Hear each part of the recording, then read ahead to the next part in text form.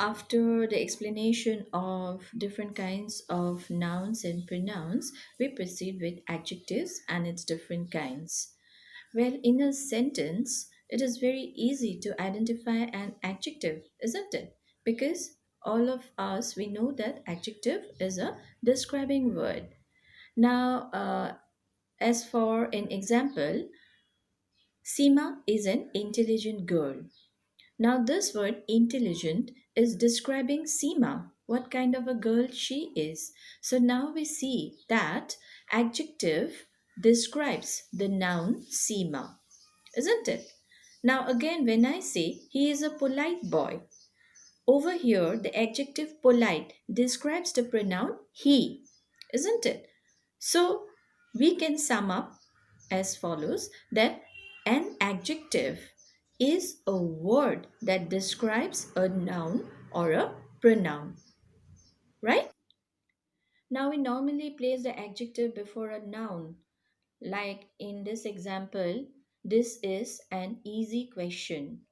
That is a new car. He is a wise king. So over here we see that the adjective is placed before a noun, but there can be exceptions. Sometimes an adjective may be placed after the noun as well, right? So then I can say this question is easy. Okay, that car is new. The king is wise. So over here, these adjectives easy, new, wise, they are followed later. They are not placed before a noun. Yes, so we can say that an adjective sometimes may not be placed before the noun. Understood? Adjectives are of seven kinds: adjectives of quality, adjectives of quantity, adjectives of number, demonstrative adjectives, interrogative adjectives, distributive adjectives, and possessive adjectives. Right? So now we come to the first one, that is adjectives of quality. Now, an adjective of quality describes the quality of a person or thing. Okay, it tells us of what kind a person or thing or the noun can be. Okay, when we say the rose is a beautiful flower, we are giving stress on the flower, that is the rose, right?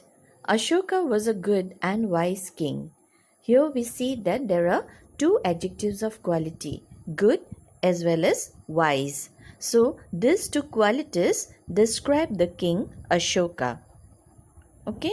If you say she told a funny story. So funny is an adjective because it tells us what kind of a story it is. It can be interesting, it can be funny.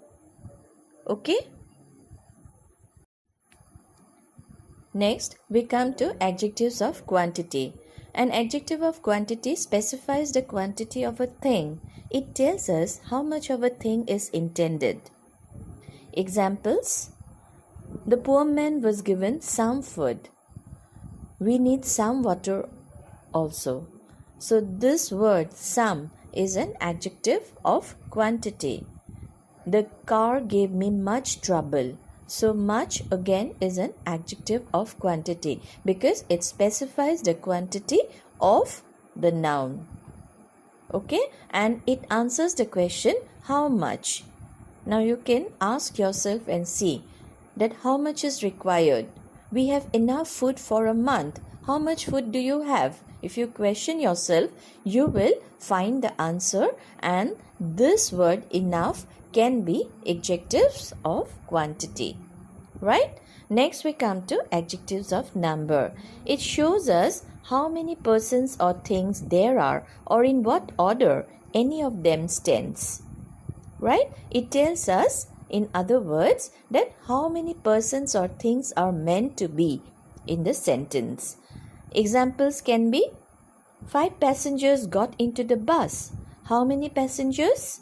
So 5 passengers. Now we see that adjective of number answers the question how many. Sunday is the first day of the week. So which is the first day? if you just put in the question, you will get the answer that Sunday is the first day of the week. Now see the difference between these two words. 5 passengers, first day. When you say several men came to see the lion, several again is considered to be adjectives of number. Now we are going to categorize these adjectives of number according to cardinal and ordinal number. Okay? Adjectives that state the exact number of the noun are called cardinals. For example, when you say 5 passengers, like in this sentence, 2 fish. Okay? Next, those which show in what order things stand are called ordinals. For example, when you have spoken in the first sentence that Sunday is the first day of the week, that is the first, it becomes the ordinal adjective, right? The fourth day, the first girl in the class. So all these are ordinals. Okay? Now we move on to demonstrative adjectives. So these adjectives point out which person or things are meant to be. Okay? So it indicates, like when you say I like those mangoes. Which mangoes? Those mangoes. So those is considered a demonstrative adjective. When you say such students always get good marks. So the word such is demonstrative adjective. A certain gentleman is about to come. Which gentleman? Certain gentleman. So certain again is demonstrative adjective. So these words like these, that, those, such and certain, they are called demonstrative adjectives.